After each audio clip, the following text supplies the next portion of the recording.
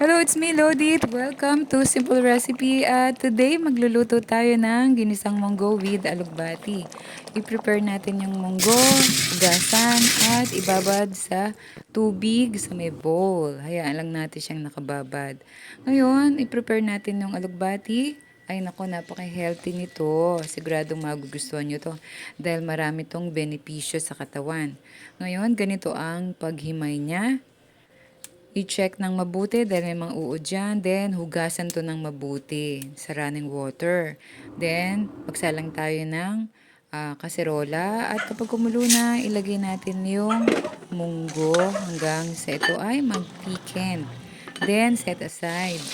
Then, add tayo ng pan.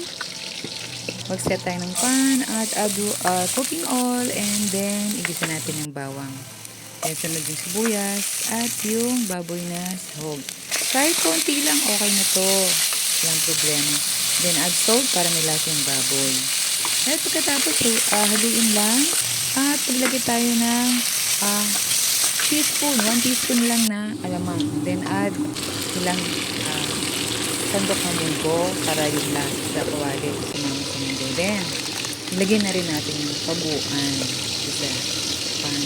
Haluin yung haluin at add tayo ng half na pork cubes para sa seasoning.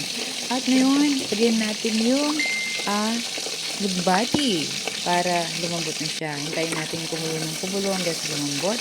At add salt pa rin, depende sa panlasa ninyo.